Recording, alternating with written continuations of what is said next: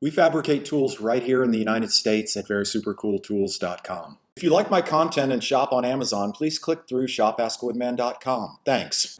Hi, I'm Alan Little, Ask Woodman. I'm also the owner of Very Super Cool Tools, and I'm here today to ask for your help in naming this contraption that I've just come up with. It's going to be an accessory for my dust collection system. So let me give you a little bit of background about my dust collection system. I have a Jet 3 horsepower dust collector in my basement with a remote control that I can operate from inside my shop. It's a 1 micron filter, stays super clean down there. It has a 55-gallon drum, and inside my shop I have 3 dust ports through the floor. I have one over here for my bandsaw and planer. There's another one back here dedicated just for my big joiner, and then I have another one over here for my table saw and router table setup. And this works so fantastic because I have gravity assist on my dust collection. Things are falling, they're just moving, so I'm not trying to lift it up over my head where it just takes a lot more power to do that. The problem that I have is the barrel. So the barrel is a 55-gallon drum that fits into the dust collection system. It's on casters, and so it's real easy for me to take it out of the basement, put it in the elevator, come up the elevator, and take it outside. But since I live right in town, I'm not able to just dump the contents on the ground. It's just too much of a mess. And there are times when I'm needing to empty that 55-gallon drum 2 to 3 times in a day if I'm milling a lot of material. That drum gets so heavy and awkward to deal with that I had to come up with some way to empty it. And I think I've succeeded, and that's what I'm getting ready to show you.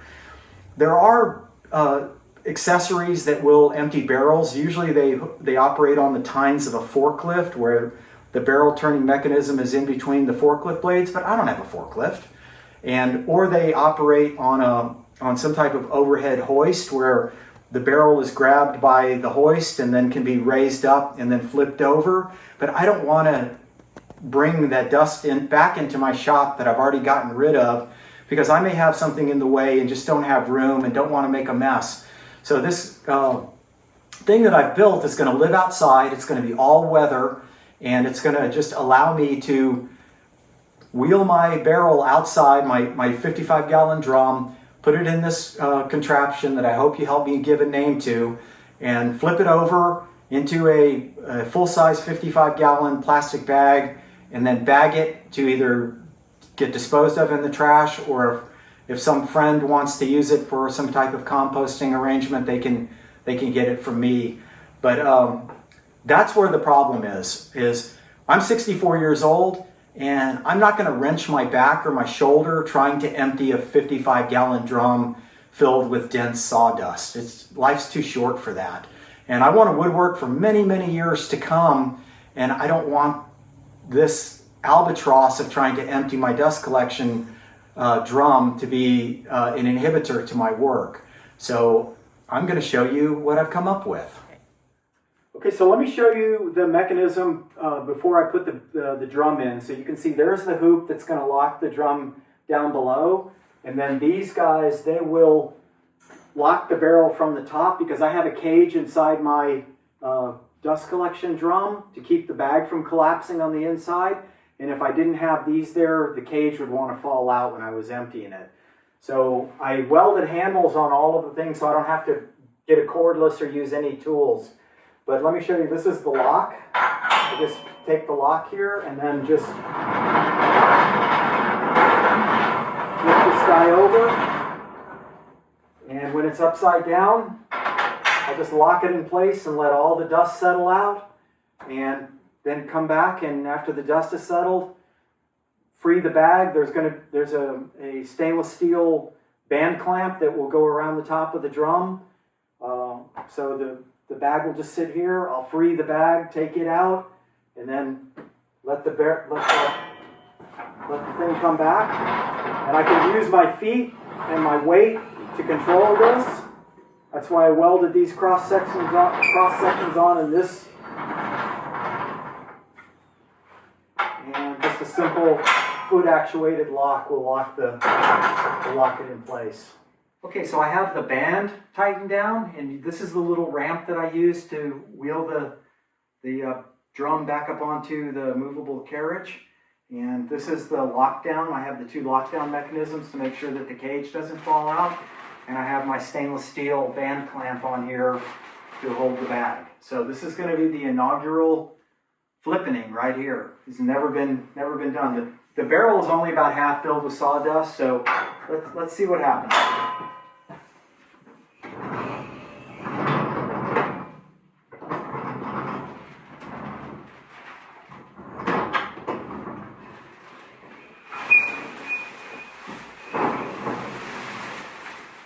I kind of thought that was going to be the case, that the bag would form a vacuum. But I think that the easy solution is just to punch a little air hole in it.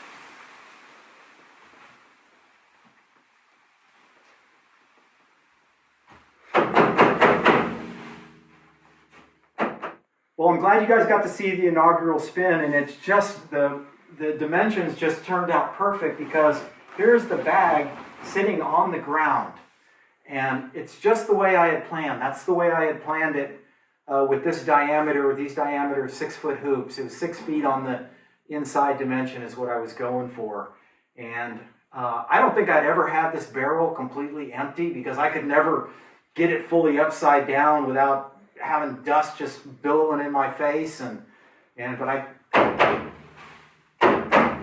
think it's pretty empty right now. So I think I'll just let this dust settle down in this bag so it's not swirling around in here. But yeah, I kind of had a feeling that since this has a liner in it and that it would kind of form a vacuum in there and want to suck that in. But just punching a little hole is no problem, and I'm gonna tie this up above this anyway. But yeah, this is awesome. So yeah, I'm jazzed. My shoulders are happy.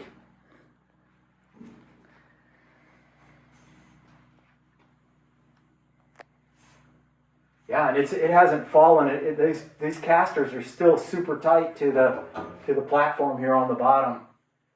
So yeah, this turned out fantastic. You know, bending this band, the handles here that are on that make the 2 semicircles of this band come together. Since I'm hand tightening them and not doing it with a cordless, I can really feel when I'm really tight, so I don't over tighten it and damage my barrel, my drum. Well, congratulations. Have you come up with any names to date for this contraption? I have not. The Barrel Spinner 9000 is what comes to mind, but we'll see if maybe some people might throw some name. It reminds me of Cirque du Soleil, for sure. But the Barrel Spinner, wait, salads? No, that's Salad Spinner. Well, and I want to talk about something too, about prototypes. You know, so this is not perfect. You know, this is not perfect. If I could go over again and make a few changes, I would. The ramp is not the ideal way that I would have made it, but you make these commitments in the middle of the process, and you just kind of have to go with it. But the thing about building a prototype is all you're asking it to do is be a proof of concept, and so you can't beat yourself up saying that you didn't achieve perfection on the first time. Just free yourself and just build these prototypes. And then the next time you build another one, you'll know the changes to make. You know, I would have raised these wheels up a little bit more. So I was so tight when it spun on the bottom that I barely had room to get my casters on there. So there were a couple things that I would have changed, but I couldn't foresee all of that when I was building it. So I made some decisions and I just went with it. But these wheels, they're just made out of pipe. 4-inch pipe, and then I welded 1/4-inch plate as the hubs on the inside, and then I drilled out and put bronze flange bushings, and then the rods here are stainless steel rods, so I don't have to worry about rust, these things rusting up when it sits outside. So it was mostly just built out of scrap. I paid a fabrication shop here in town that I've dealt with for 30 years to form roll these 2 pieces of pipe, but all the rest of this was salvage material from other projects that I welded up. Pipe notched, but I couldn't be happier. This is just awesome. Okay, so I think I'm ready to free this bag now. Now I'm not quite sure how this is going to go. When I free this bag, if this retainer is going to keep the bag from falling. I may have to loosen this side, get the bag free, and then go around to the other side. But let's check it out. So I'm going to just undo my stainless steel band clamp here and just get it out of the way.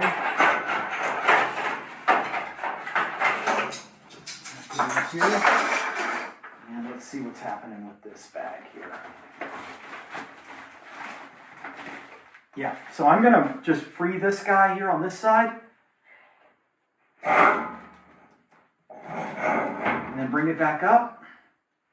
See, this is why I was so glad that I made these little handles so I don't have to deal with tools. Otherwise, I'd be dealing with a cordless drill. This is perfect.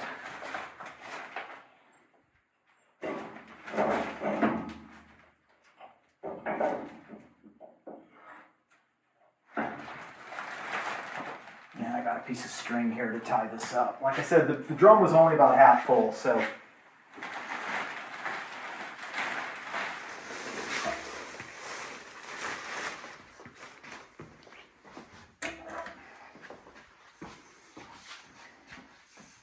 Release my brake.